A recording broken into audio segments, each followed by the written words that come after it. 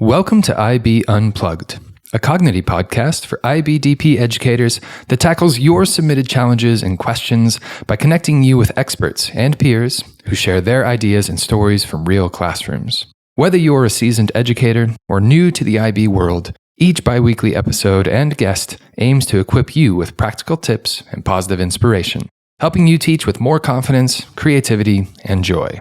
So whether you're walking your dog or commuting to school, hit play and join a community of educators ready to learn, laugh, and thrive in your IB journey. Hello, everybody, and welcome to another episode of IB Unplugged. In today's episode, we spoke with Wakanyi Hoffman with a really incredible discussion, and I'm pretty excited for each of you to listen to what's going on. We unpack so many different things, but first, a little bit about Wakanyi. Yeah, I mean, it was such a great conversation with her. She was absolutely brilliant. Wakanyi Hoffman is an Indigenous thinker, public speaker, Ubuntu philosophy scholar, and folklorist who weaves together the ancestral threads of African Indigenous wisdom with the fabric of modernity.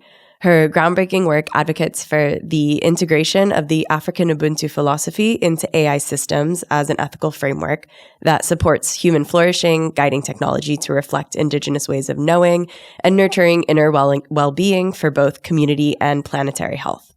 As a researcher at the Inclusive AI Lab within the Center for Global Challenges at Utrecht University in the Netherlands, she's leading the charge in responsible and sustainable AI design for Africa.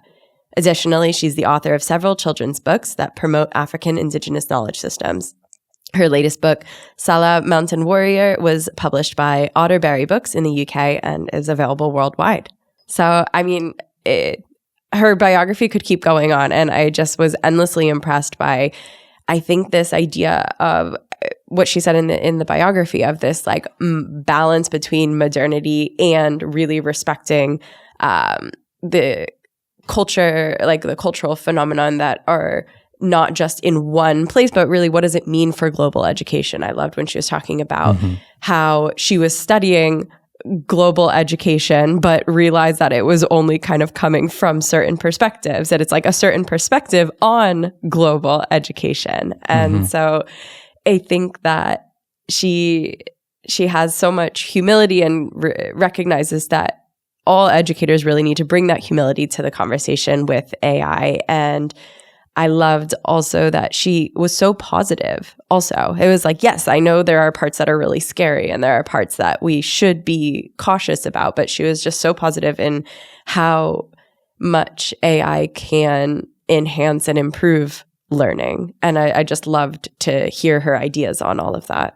Yeah, it was really quite encouraging actually as an educator, because you see AI as this like thing that we've got to kind of work toward, and you're almost like, I'm kind of shooting in the dark here and I'm kind of figuring it out at the last minute and trying to be, an educator for students on this one here. But yeah, I thought it was really powerful and really inspiring the way that she spoke about it as like an additional philosopher in the room, and another way of like kind of humbling yourself as the educator and being like, I don't have to be the oracle of all information anymore, but instead I'm going to co-construct this information together using all these different tools that I now have at my disposal, so that I can help young people become more of themselves and help them become that authentic human. And I think that was something that really stood out with me as well, is it's more than, just kind of meeting qualifications and going through the motions of trying to figure something out for a career or something like this, but more about like, how do we truly understand this philosophy of Ubuntu, and how do we know ourselves and really kind of bring the best out of ourselves in that process. I agree. And I think that's something that was really interesting in I guess in the way that we think about how we ask questions in the podcast, is what she was talking about with the prompting of, usually when we ask somebody about how can you use AI in the classroom, they think about specific ideas of ways to use it. Where for her, it was like, how do we use it is like, okay, how do we teach students to think about it? How do we incorporate ethics into this conversation? How do we talk about sustainability in terms of kind of the environmental footprint that you're creating by using AI too much? It was really about how to use AI in the classroom as a more meta question, like backing up not just these are specific tools and ed tech ideas, but really like, no, what's the conversation and how do we form a space for learning that is ethical, sustainable, safe, and positive? So it really was a really interesting perspective on it. Yeah, this and so many other gold nuggets are just strewn throughout this episode. So we hope you enjoy. And now on to the show.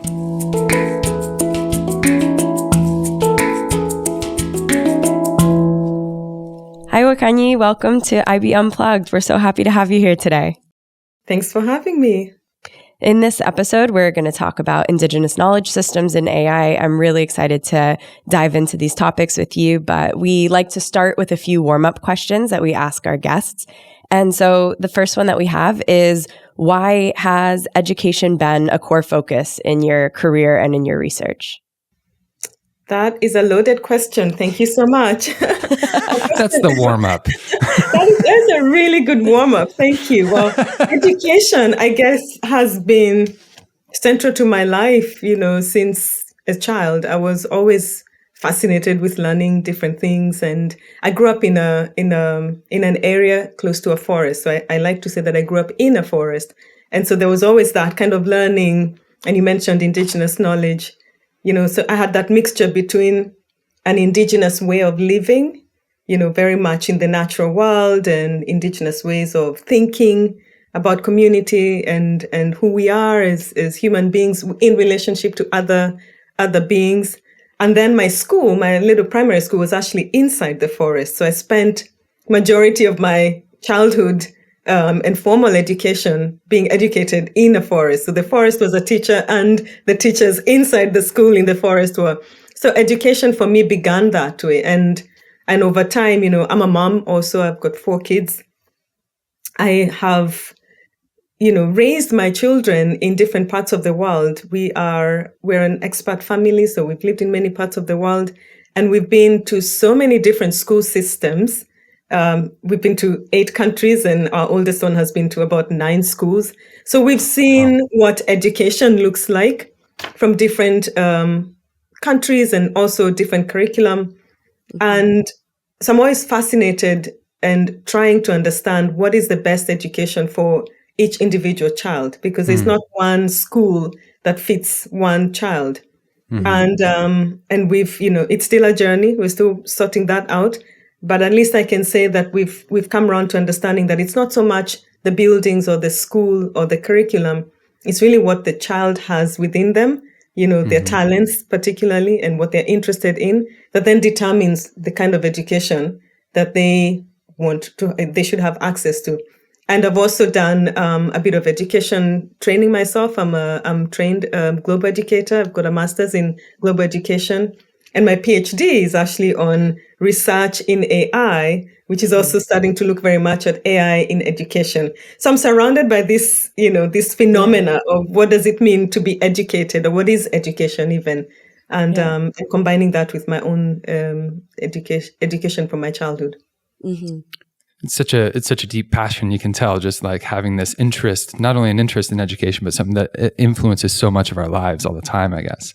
And so I guess with that in mind, and maybe you've already kind of alluded to it, but when we think about where education is going, what do you think what's going to be like the future of the educational landscape in the next years and the next, time ahead of us? It's so difficult to tell because we're in the midst of it. We're in the midst of something really new. The innovation in AI is so new and it's evolving. And every day we've got a new story about where AI is heading.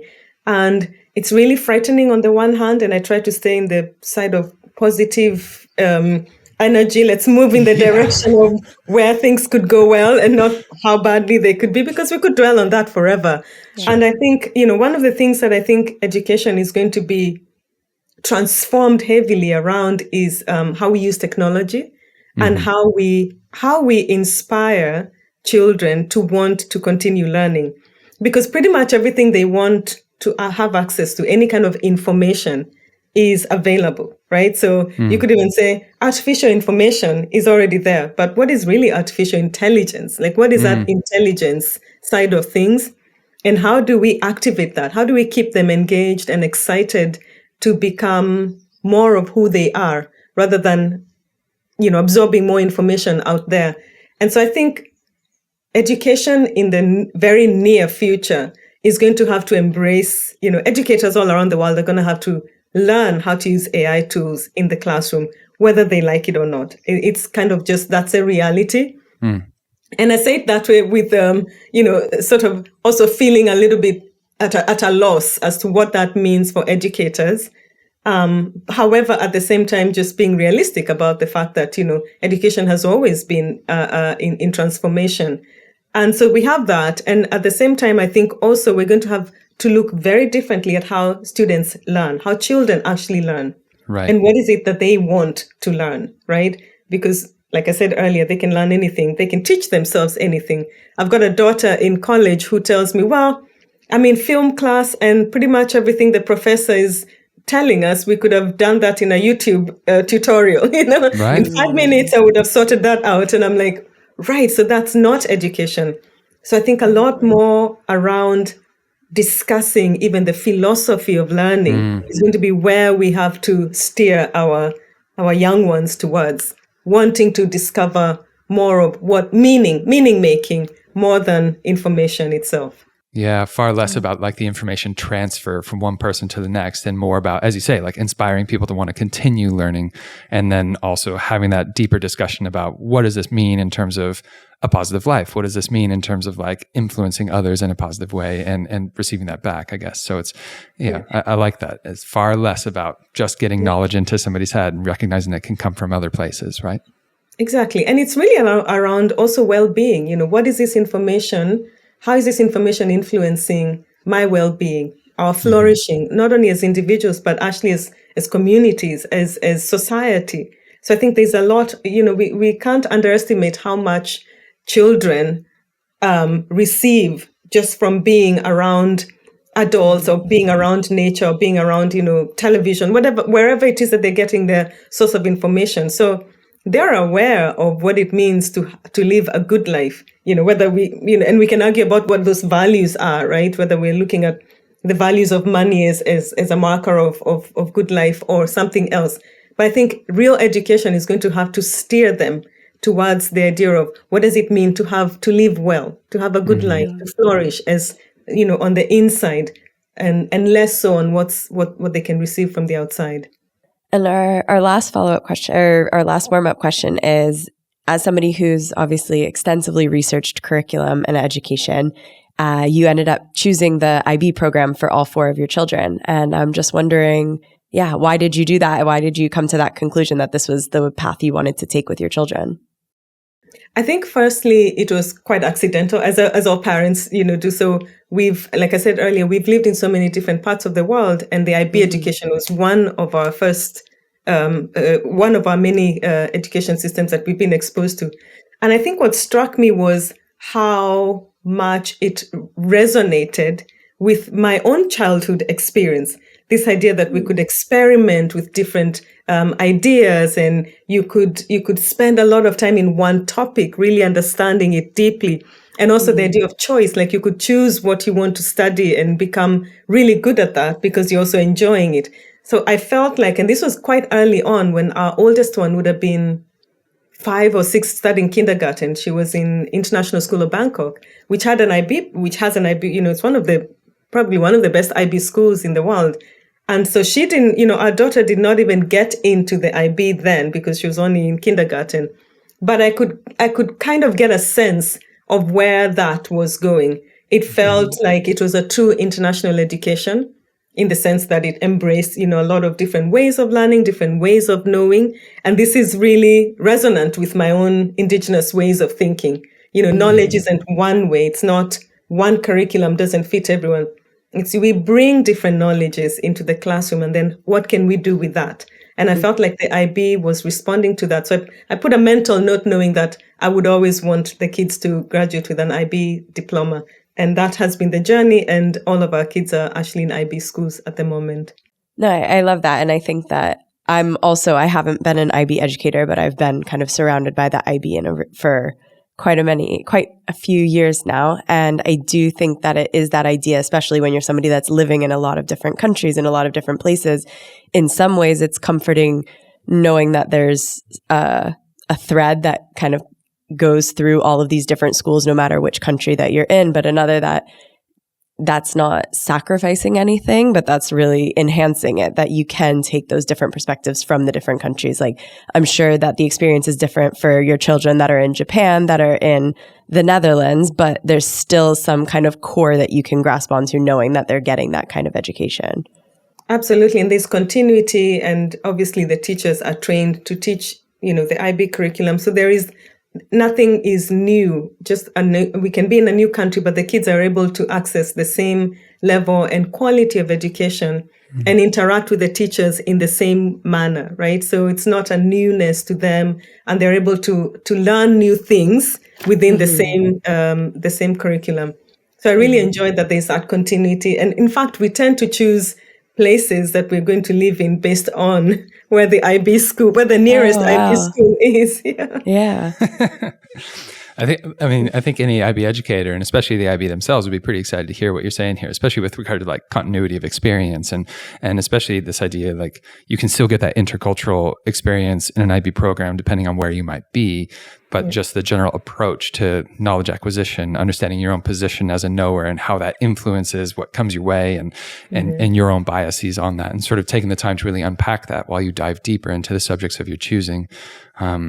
Yeah, I mean, we're not here to promote the IB necessarily, to be like, you got to do it. But this was pretty solid. That was a good one for it. To be fair, we do sometimes look at ourselves and we think we could be the poster family for the IB.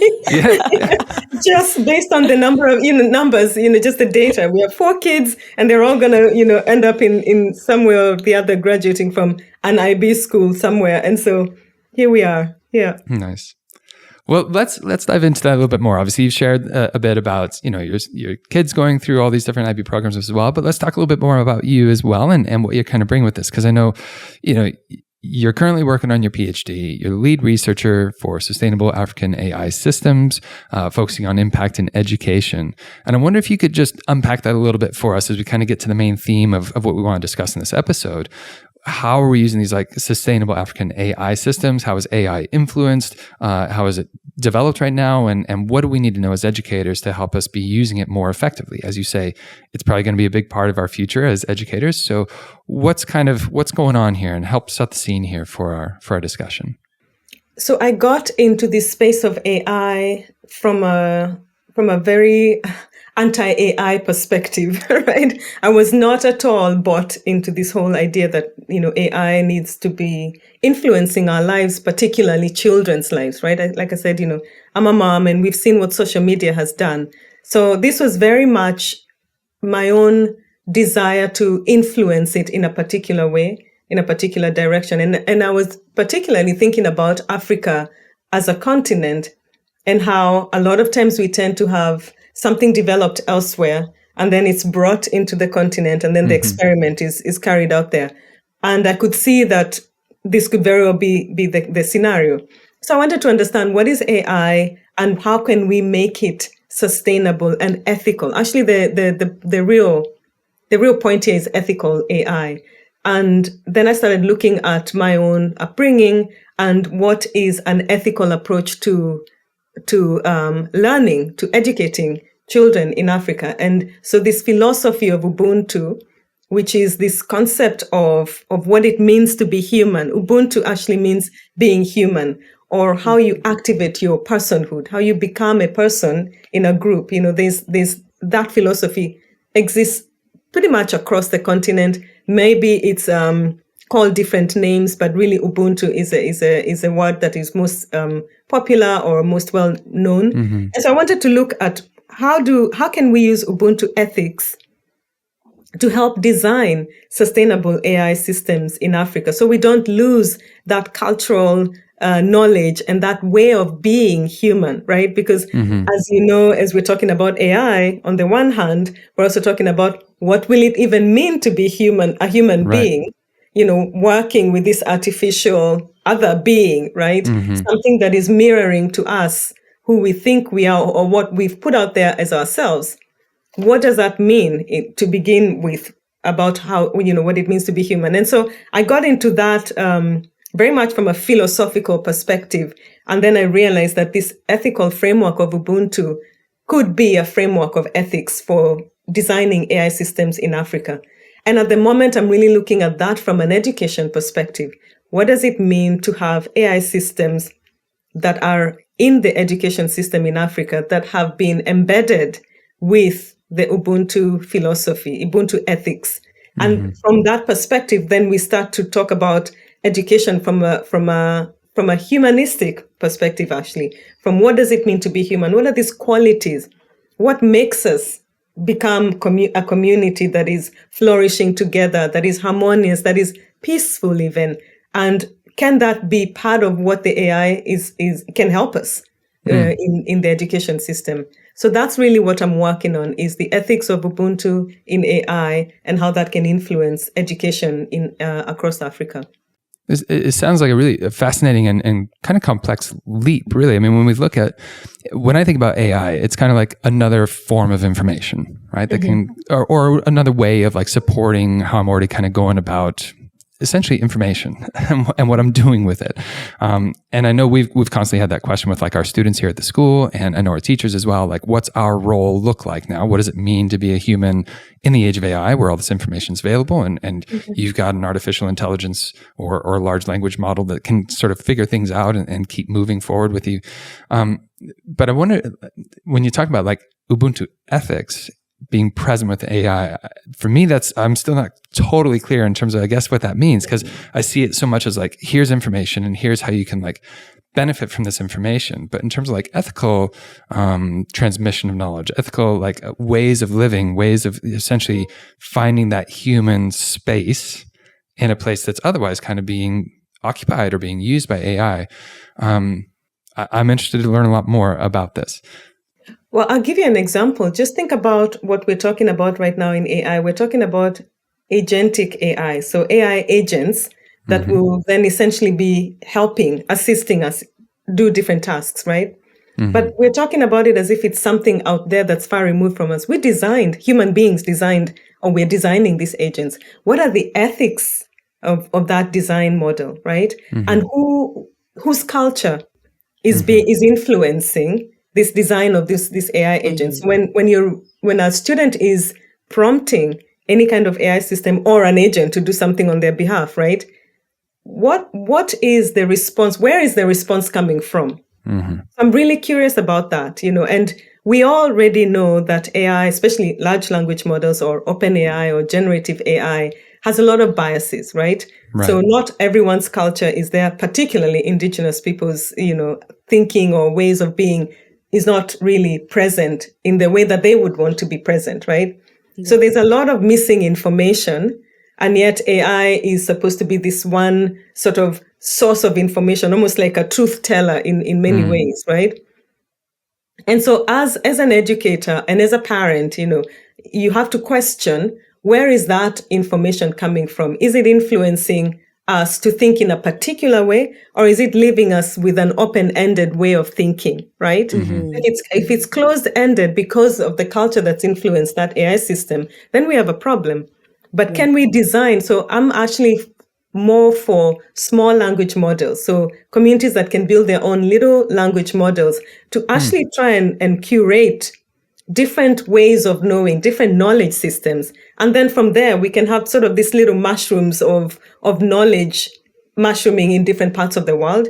And then we can start to see what are our common threads or values or ethics around, especially the question about what does it mean to be human? So how does it look like from country X or community X versus that? Even a school, you could take your IB school and say, this is our little small language model.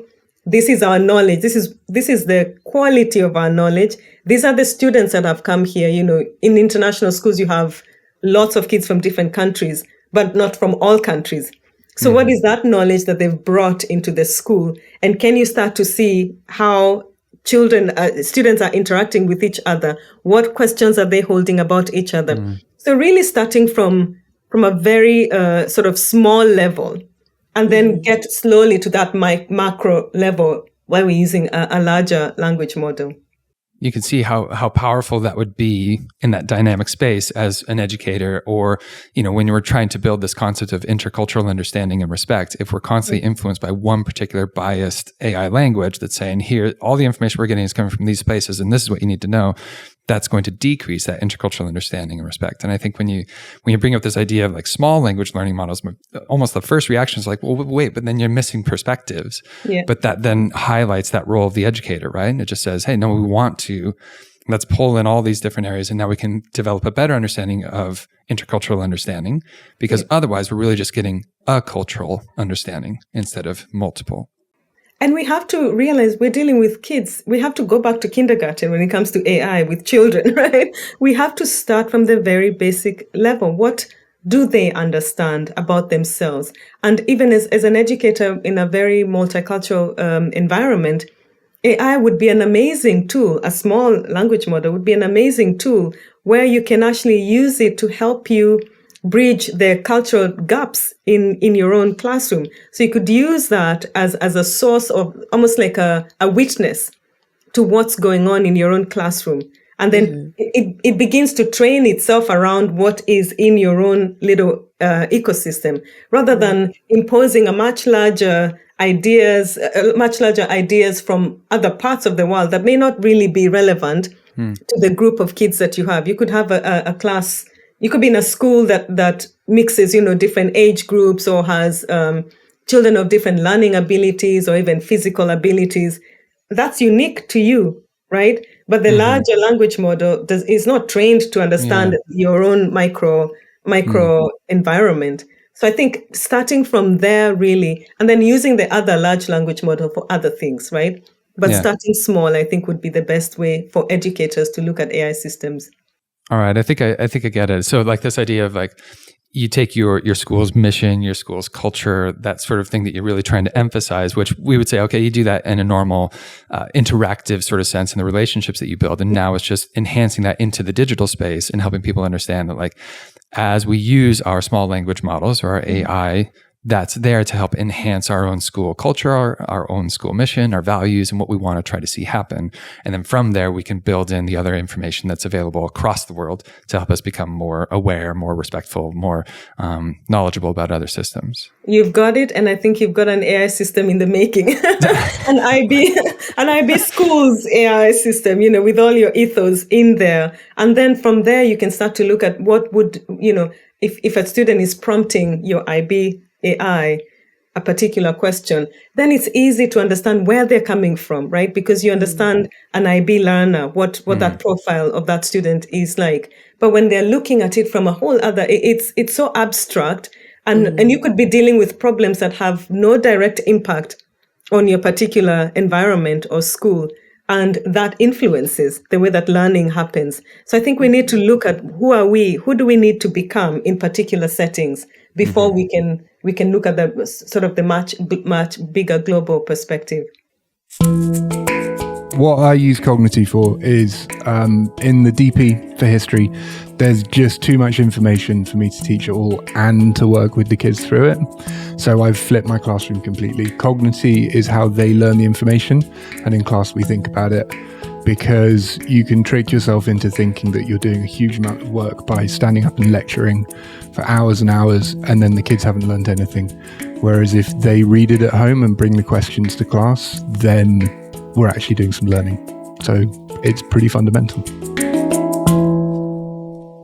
And I think that when we were talking last week, we were talking about not just with small language models, but also if a student is using ChatGPT, how it's, in the IB, it's, you have to submit your prompt with it, but it's not just about submitting it to prove you're not cheating or something like that, but it's really about, like, I loved the way that you were talking about how to think critically as an educator about those prompts and be like, what the student is asking reveals just as much about what they know and where they're coming from in their background as necessarily the final product or the assignment that they submit, but really digging into those prompts. And I'd love for you to talk a little bit more about that. Thank you. Well, it's actually taking responsibility for the feedback that the children get. So, we talked about that, where I've seen this trend with educators, particularly concerns, really around concerns. And we're all concerned about, how our critical thinking skills will be affected, or even children's cognitive development will be affected by their AI use. And so, but if we go that direction, then all we're telling kids is that, hey, we developed this system, we don't trust it, and we now don't trust you to use it, but you can use it, but we don't trust you. I mean, what are we saying to these poor kids? Why would they not use it? Why would they not cheat? And it's not really cheating when you think about it. They're just using whatever tool is available to survive their education, their learning, or whatever, right? So I think, flip that and say, let's talk about what you're prompting and why you're holding that question, right? And that's why, again, I'll say it again and again, that having a small language model that you already know how it's built, what the ethos are, what the values are, then helps you with the learners determine the quality of questions. And I think actually one of the most amazing things that teachers could jump on board right now is helping students learn how to prompt AI, right? And learning the quality of the questions that you ask. Because from there, then you can start to understand where the student is coming from. You'll even discover what kind of struggles they're having just based on the prompt itself, rather than saying, show me your prompt and let me see the response and let me see whether you are cheating. Like that's really not, we're all going to cheat if that's the story. We've all used Grammarly to edit our stuff. Is that really cheating? Right. So I think rather than go that direction, let's come back to the beginning and train ourselves to understand what it means to prompt AI. Because also another thing that maybe we don't realize is that we're all also training AI to retrain itself, right? Yeah. Right. So we've all voluntarily become AI creators. Yeah. So any prompt that we put out there helps it train itself further. So can we help students understand that anything you put out there is also helping the AI train itself? So if it's a biased question or if it's whatever question it could be, that's what AI is now assuming is interesting to a particular group of people. And so it's going to continue discovering more information about a particular thing that might not be a good thing, right? Yeah. So we need to understand that. And also when we're talking about sustainability, we cannot underestimate how much energy consumption that is going into AI systems, the data centers that are set up in various parts of the world, particularly on indigenous land. So, and this is part of the education, especially for an IB world school, right? Like talking about sustainability and environmental sustainability. So it counters that language, that learning that you're trying to expose the children to. So having a small language model, again, also contributes towards less amount of energy used, and also asking the children, how much AI do you need? Let's talk about the prompt, the question that you have, right? And can we have that response within us before we prompt it? So by the time you're prompting, you have a very high quality question to stick in there, and then you're getting a very high quality response. Yeah, I think what I heard is you definitely have to make sure we've got good prompt and we're analyzing like how we're getting the prompt together and make sure we've got a good question. But I loved that point you just made with regard to like how much AI do I actually need? Like helping us be a bit more critical about what is it that I really need, and am I just pitching this over to some other thing to do the thinking for me? And that, I think, implores all educators to really think about the questions and the types of assignments and the thing, like how we're building the curriculum, basically. Are we building a curriculum that basically just asks children to be like the facilitators of the curriculum being answered by AI and then coming back, because you can see that in certain things that do show up in the IB programs, whether that's MIP or DP. I was just looking at a personal project earlier today. I was looking at some IAs just yesterday, and you can see where like, okay, if I'm not very specific as the educator and intentional about the types of questions I'm asking and the type of assignments and opportunities I'm giving for learning to the students, it can very easily just turn into the student feeling like, I don't understand why I have to just go to AI and answer this question for this teacher who can't just do it himself. So I think it's like, we have to think very critically, as you say, about like, what are we actually asking from our students in terms of the curriculum itself?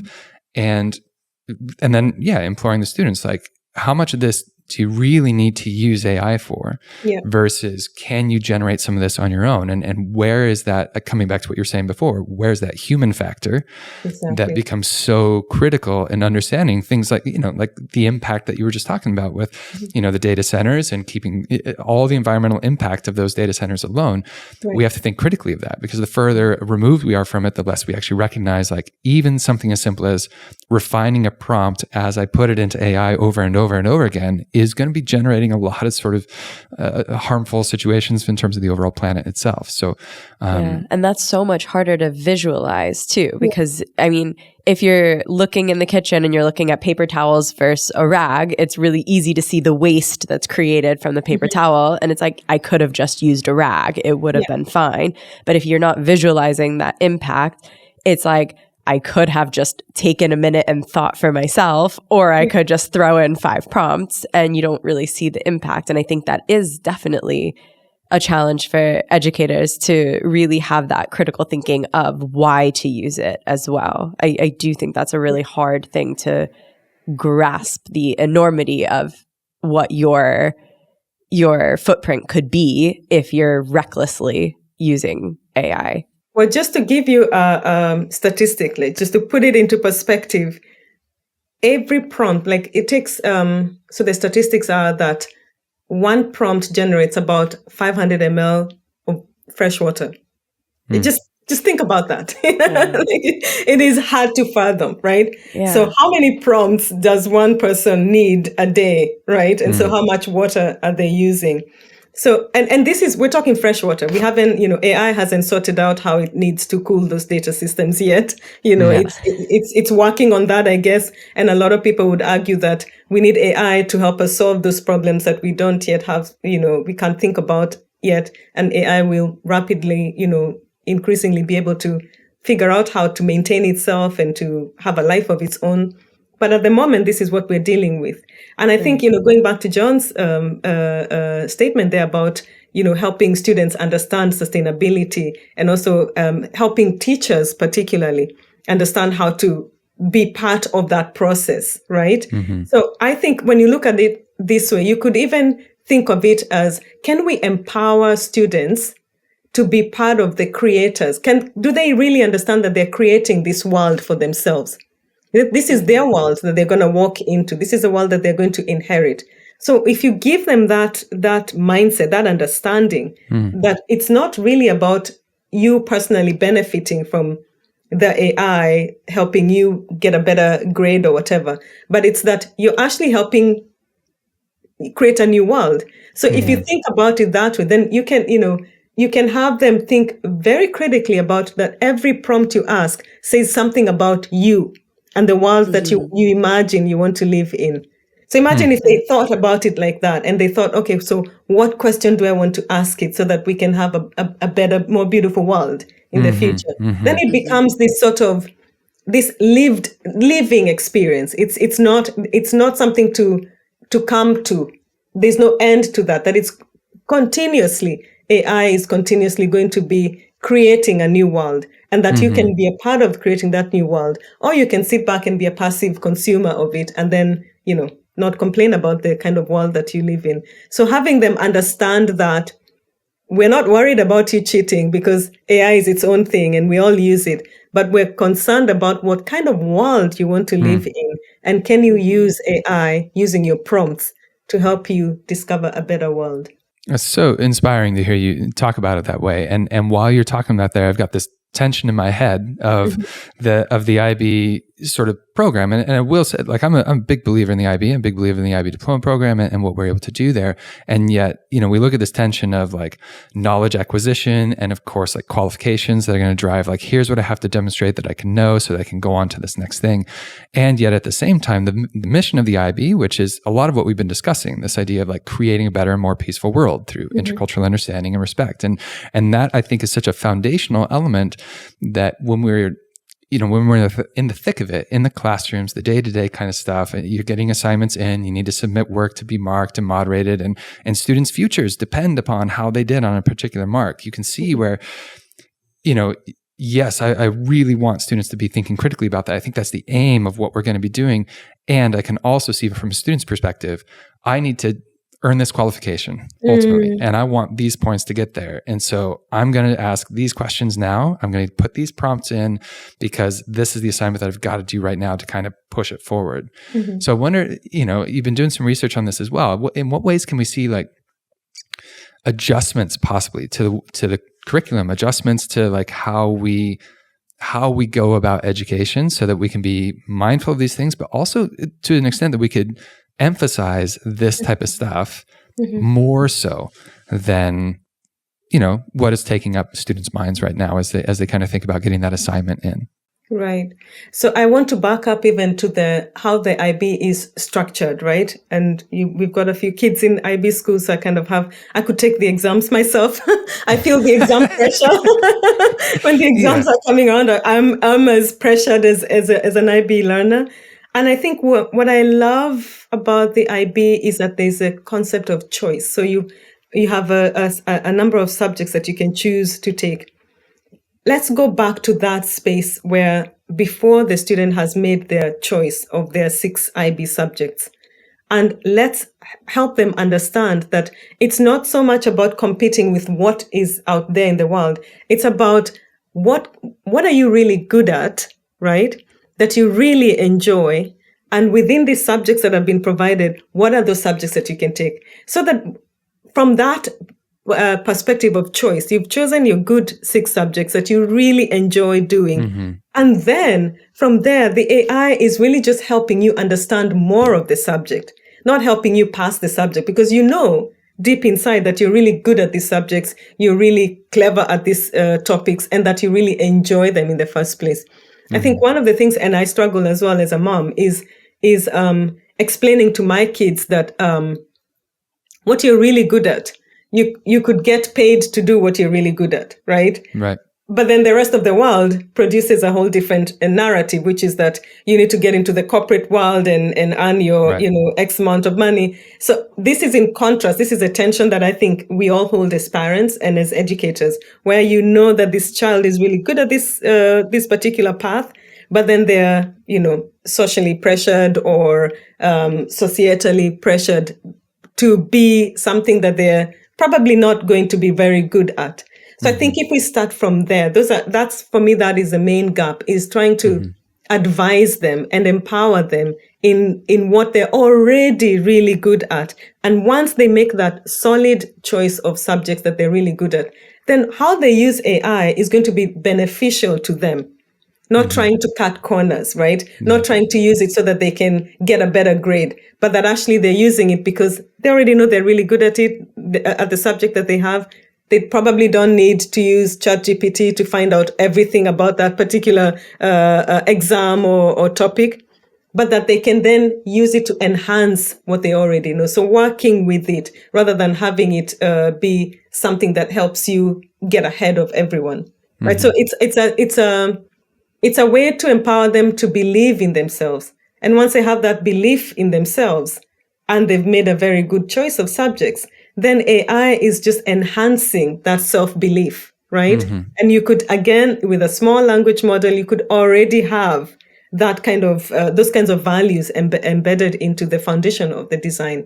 And I love that you talked about peace education. I think that's another great use of AI, right? As something that can harmonize the differences. The IB is like a microcosmic example of what the world looks like, right? When we take all the children and all the cultures that are represented, hundreds of cultures are represented in IB schools. That is also potential for a lot of divisions and problems, intercultural problems. So can we use AI to sort of develop this language of peace, right? So that when they're using that tool, they're able to get responses that enhance their understanding of who they are in the world and who they are as different people from different parts of the world. So I think that empowerment needs to happen before we can get into the AI. It sounds like, we really need to build up a solid understanding of self, right? Before they kind of go into here's what I want to study. I want to know these things a little bit more. It's like, I need to know, one, that I like it and that I'm good at it. And now, my role as a university and careers guidance counselor, a big part of this is like speaking with students in the pre-IBDP and helping them select their subjects. And there's a lot of tension there. A lot of students are not so clear in terms of, even one, what are they good at, and what do they actually like? And then two, as you say, the different pressures, the societal pressures that are there all around, both from parents, from just general societal expectations of like success looks like this, and therefore you have to study these things. And sometimes I'll sit there in these conversations and I'll see where a student who I know is maybe extremely talented as a musician or a very good actor or something like this, pulling away from that and choosing other subjects that, they think are going to fit them for a better, career in business or something else.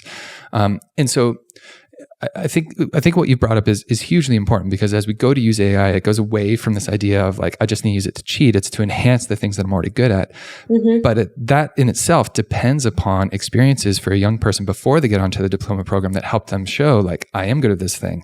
I love this thing. And that is represented in many ways from our quantitative feedback, our qualitative feedback. But I think ultimately what you've just highlighted for me is like that role of the teacher, that role of the educator, and the parents for that matter, prior to the selection of subjects, is hugely important to inspire students to understand like these are the things that help you be more of you. And that ultimately the IB diploma program, and for that matter AI, can help enhance that once we figure those things out first. We've got to have that solid concept of self. Is that kind of a safe summary of what you're mentioning there? Absolutely. And I actually love that you've transformed the role of the educator to be someone that identifies the strengths and the weaknesses of the student, which has always been the role of the educator, mind you, right? Until we were hopefully always been, though. That's the original role of the educator. Wasn't to dispense knowledge. It wasn't like a knowledge dispenser. It was more of a, here's what I know about this topic, and let me know what you know, and let's kind of discover what we know together. But now, exams and the curriculums and all of that has taken over, and we've kind of forgotten that was the main role. And I think, to your point about how to be a human, right? If you think about that being part of the role of the educator, is to try and help learners understand who they are as human beings, first and foremost. And that is Ubuntu in essence, right? So if you have an AI system that already has those ethics of Ubuntu embedded into the design of the system, then you could even use that in that space of advising or before they pick the subjects. You could use AI to have a dialogue between you and that student, so that you're not sort of the one with all the answers. You could say, let's have AI help us understand who you are as a learner, whether it matches with who I think I've observed you to be, right? And then, of course, you have this system that is trying to enhance this quality of being human. And from there, then there's trust between you and the student, so that they're not thinking, well, I'm under pressure from my mom to be this thing that she wanted to be, right? Or my dad, or whatever, or the society, or my community even. You're talking about the IB schools also kind of have all these students that are very competitive, and they're coming from backgrounds where they've shown some strong leadership skills. So there's a lot of pressure on them to be something. But to be human is not competitive. It's basically who you are on the inside. So I would love to see a system, an education system, where AI becomes this third observer, this sort of voice of reason or wisdom keeper, even in between the learner and the adults, because we've lost that. We can't be, we don't have authority of our children, and we never had anyway. But but now, in the absence of that authority, they also have no real role modeling, right? They're not able to see sort of the things that you can see ahead of them just because you're slightly older than them, right? So I think that having this space in between where we can have dialogue, and within that, then we know that the system that we're using, the AI system that we're using to communicate between me and the student, also is designed sustainably and ethically and has the right values. So again, going back to what are the values that we want students to understand about being human. If you have that, then you have a better chance of helping them, steering them towards what they're good at, and then making the right subject choices. And then whatever they use AI for will be to enhance what they're already good at. But that conversation needs to happen earlier. And AI could participate in that conversation earlier and then throughout their learning journey. Are you an IB educator wanting to improve your practice and needing just a bit more support getting there? Ever wanted to learn more about a specific aspect of the diploma program, or just ask a question to an educational theorist about a specific IB aspect? IB Unplugged is the place for you. Simply visit cognity.com/IB Unplugged to submit your question to us and have your question explored in more detail in an upcoming episode. And now, back to the show. In your experience now that you've become an IB expert through the 4 kids, when you have been thinking about these Ubuntu ethics or the Indigenous knowledge systems and kind of comparing it to the structural foundation of the IB, what are the pieces that you think align really well, and what are the pieces that you feel like are still at odds that you think maybe need to find some kind of way of coexisting in a good way? So one of the main principle of an Indigenous way of thinking, and this is Ubuntu ethics in a nutshell, is the concept of reciprocity. And reciprocity being how we relate to each other as human beings, and then how we relate to the world of non-human life, right? So this principle of interconnectedness, or interbeing, if you want, is really the kind of the operating principle of Ubuntu ethics. And one of the things within the IB framework of ideas or values, I think collaboration is key within the IB education, that I see that there's a lot of collaboration, that children are able to see themselves as collaborators with each other and with the educators. Yeah. But I think that could also, there's a slight a very thin line between collaboration and competition, right? And I think we need to enhance more the collaboration part, and the competition needs to be more about competing with your own self, competing with the best version of yourself, right? So if the best version of me is the one that's coming out more and more, then I'm able to collaborate with others without necessarily trying to beat the other person down, right? I'm not trying to compete for the perfect grade. I'm competing for becoming a better version of myself. So whether that means today I get a B or a C or whatever it is, or a 7 or a 6, right? Using IB grading system, that it is showing an improvement in your own experience as a human being, and in your experiences in the way that you are, right? In the quality of your learning, rather than trying to compete with others. And so trying to enhance that quality of collaboration, but with competition being about yourself and not so much about others. I think that's one of the key elements for IB schools that I would love to see become a central piece. And then also, you asked the question, what are the gaps there? From an Ubuntu perspective, the end goal, if you want, right? If you were to think of this is the 5 steps to becoming more human, a better human being, I think it is to be able to find your place in the world.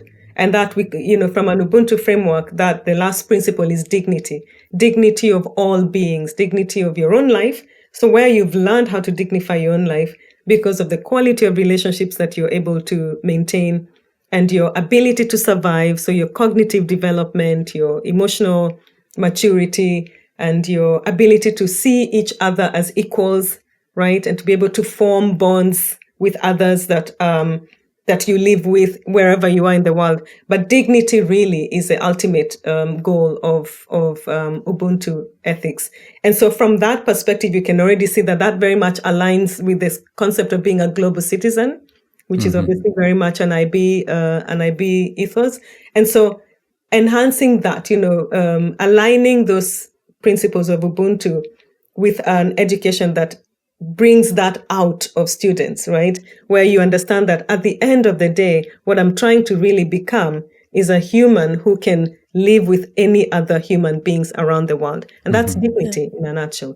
And not just other human beings, but actually be able to find my place in the natural world where there's other forms of life as well. As I think about what you're mentioning here, like I think about each of the different curricular areas, and they're rife with opportunities for doing this sort of stuff. I mean, when we talk about like reciprocity, for example, and like how our actions can have another action that comes as a result of that, right? And I think you see it in the sciences, the individuals and societies courses, there's a big focus on things like, if we talk about economics, there's the basic supply demand, and this causes an action that somebody else is going to do back and forth, and the geopolitical landscape sort of situations that we might just study in geography or politics or in biology as we look at, climate change impacts and, my choices that I might make have this end of life sort of thing. So you can see where there's lots of ways that the curriculum that the IB has set up has the opportunity, I think, to get into a lot of what you're discussing here and help people understand, like myself, and help to understand like that dignity of who am I and what am I contributing to those around us? What's my citizenship here and how am I impacting that otherwise? And I think that is kind of a main goal of the IB itself. And so as you were talking here, I'm just seeing like, I hope for any educator who might be listening or watching that you see like, that opportunity exists in our curriculum. And hopefully like you're getting that same inspiration of like, I can do these things. I can build that. In fact, the way that the program is laid out isn't just to know a bunch of stuff and tell somebody else about that stuff. It's to become more aware of all these things that contribute to the problems and the situations that are associated with that subject, that now I can take my position on that subject and build off of the knowledge I've gained in the IB and now start to bring that forward in a way that shows, I know my place, I know who I am in this world, and I know how I'm going to contribute to it in a positive way. So I think it's, as you were speaking, it really inspired me to think, pull those things out of our curriculum as IB educators, pull that stuff out and make sure that becomes the emphasis in terms of what we're doing on a day-to-day basis.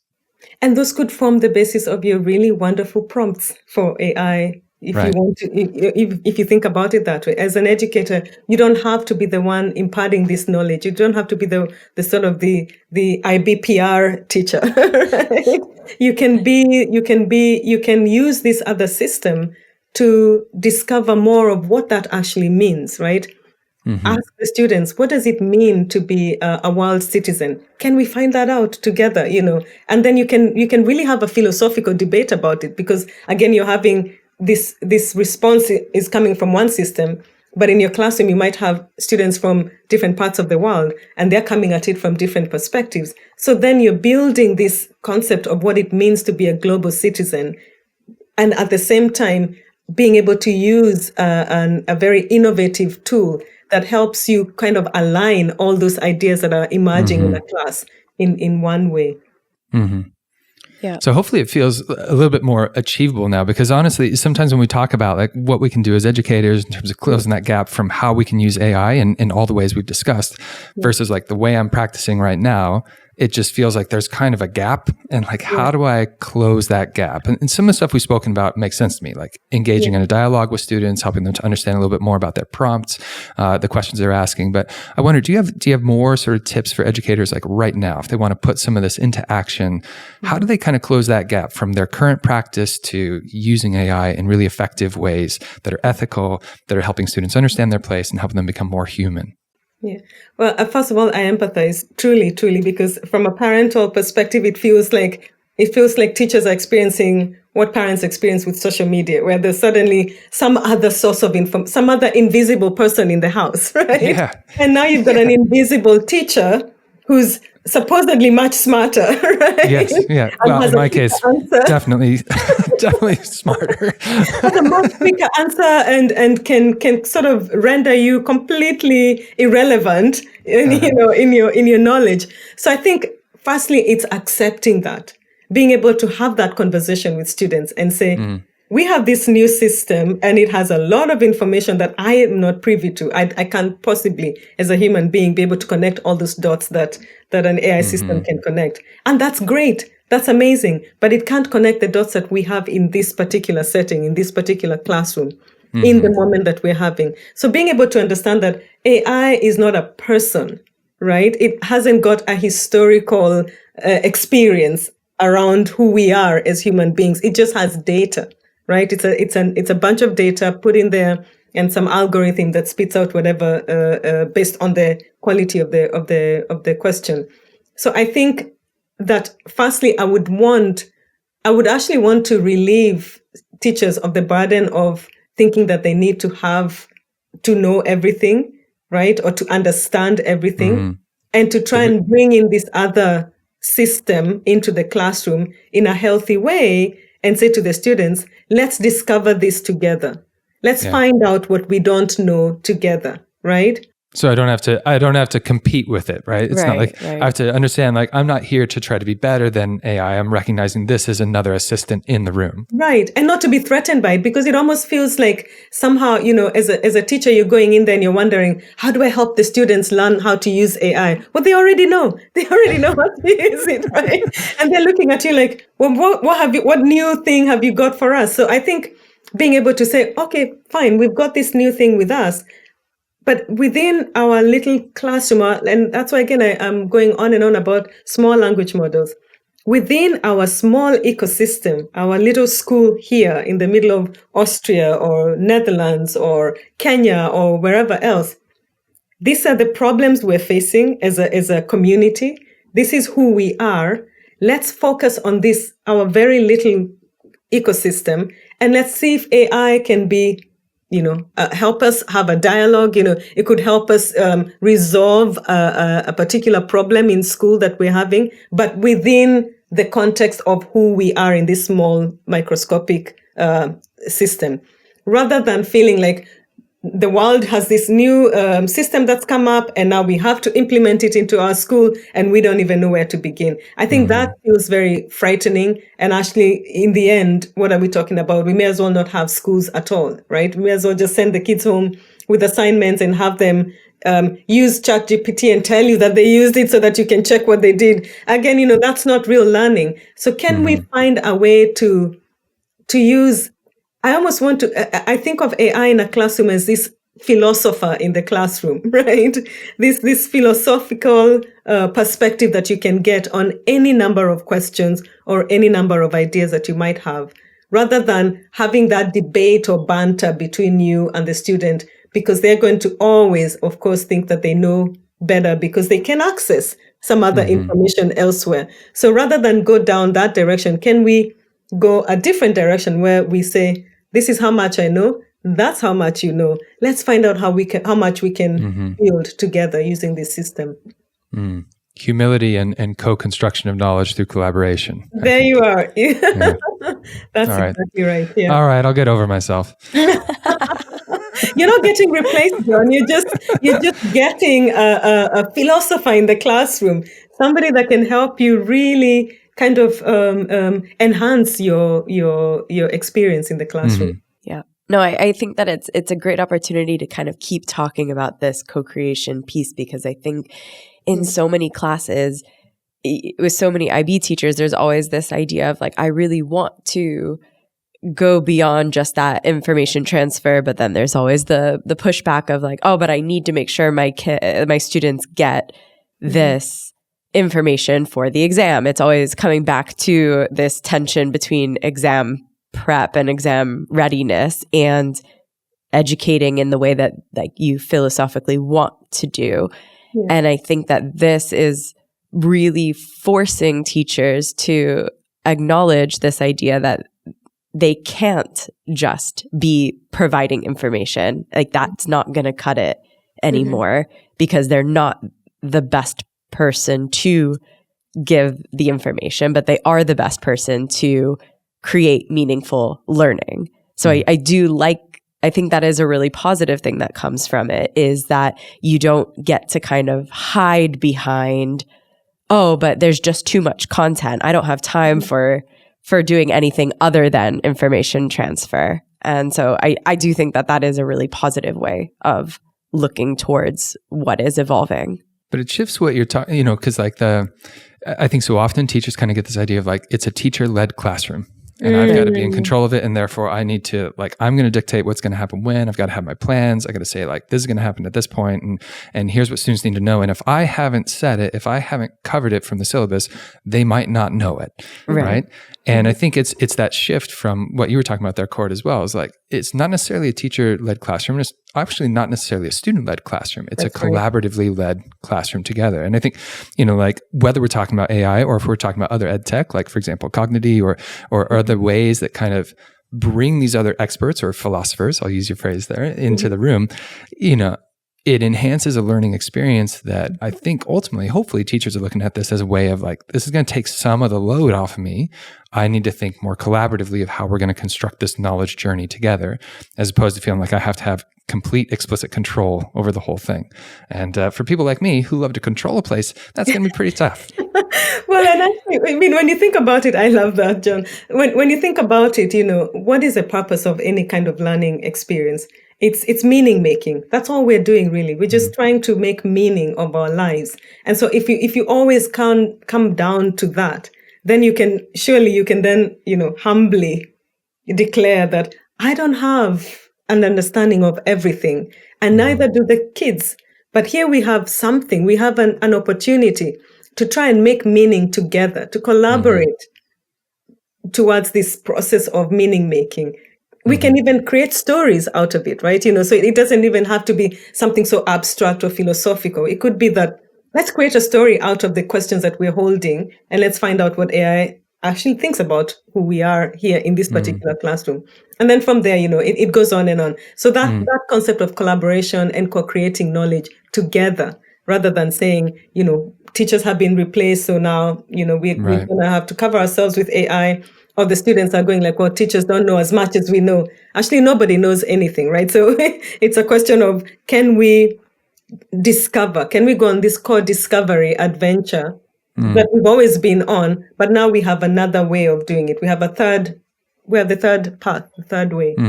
Yeah. It's far more authentic experience of an educational journey. Yeah. I want to pull up on the creating stories piece. You created your own children's book, didn't you, Wakanyi? Yes, I did. Can you tell us a little bit about it? I love that. Thank you. Well, actually, it came out of desperation. I mean, going back to lack of, feeling inadequate to dispense my knowledge and my thinking. And I thought, well, we were actually, the kids were then very little. They were just probably all under the age of 8.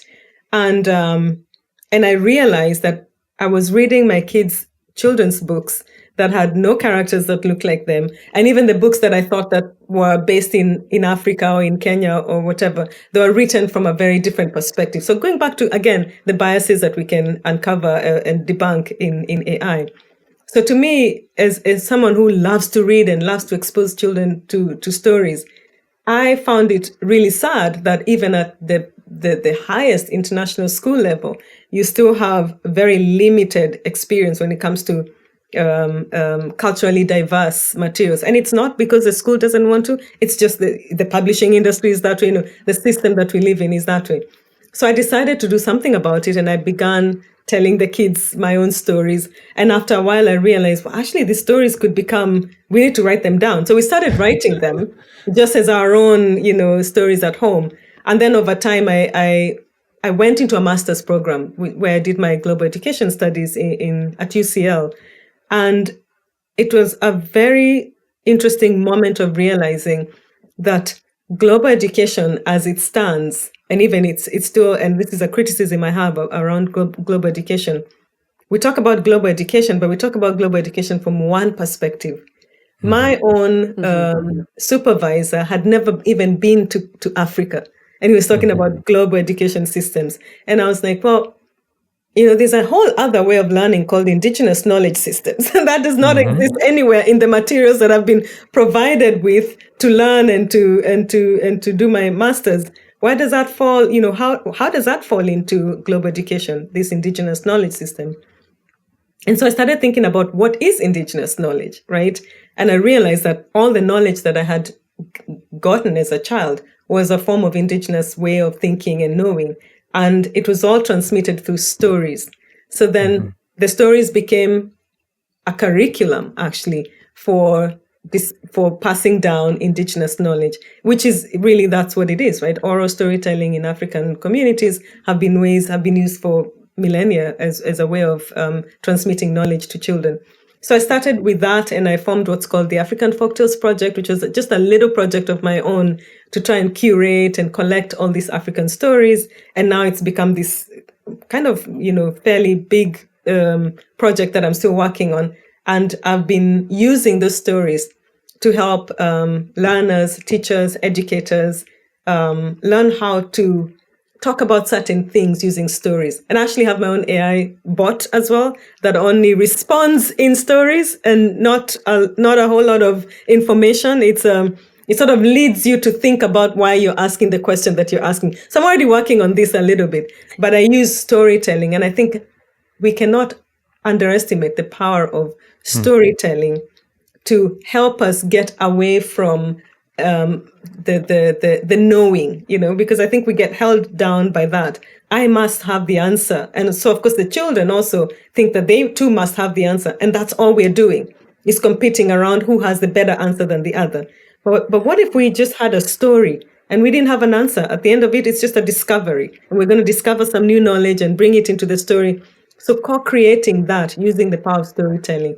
And so I've written several children's books, and that's really going well. And I think that as well is a way to look at transformation in education. Could an AI system be a way of developing our ability to tell better stories?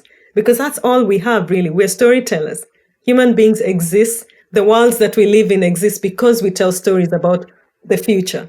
Right? We're the only ones who can envision or imagine a future and then walk towards that direction because we told a story about it.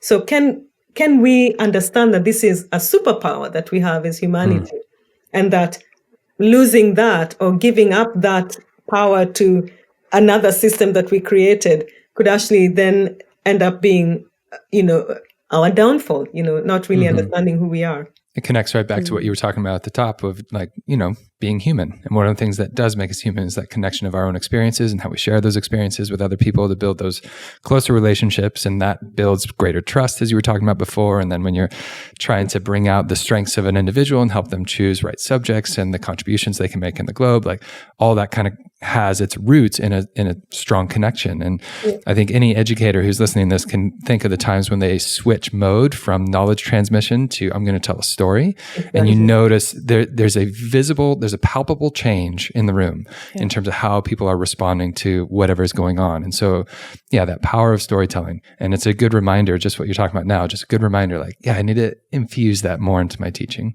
Absolutely. You could respond to any number of questions, even in a subject as abstract as maths, with a story. You just talk about a story, and then before you know it, whatever that equation was that was so difficult for one student to understand, suddenly they're like, oh, I get it. This is why that makes sense, and that's why that doesn't make sense. So storytelling. And again, you could prompt AI to tell you a story about this particular question, this particular maths question. Then you could work with that in the classroom. So we can be creative around how we're using this technology rather than being so afraid of what it's going to do to us. Is it going to change who we are?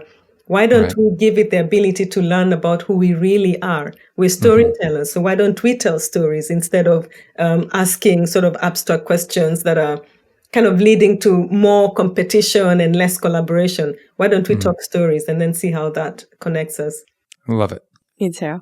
Great. Well, Wakanyi, thank you so much for this conversation. I really, really have appreciated the time, the learnings. I think it's brought so many really fantastic perspectives to what could sometimes just be like a very uncomfortable conversation about, am I using AI the right way as an educator, but really opening it to, there's a lot of right ways to do this, but as long as we're really being thoughtful in how we're using it in our classroom, we can really evolve it into something quite positive with our students. So I really appreciate it. Thank you so much for being here today. Yeah, Wakanyi, you're incredible. This was a great conversation. Really appreciate getting to know you a little bit more and unpack some of these deep concepts and deep ideas together and see the positive impact we can have on education for the future. I think that's great.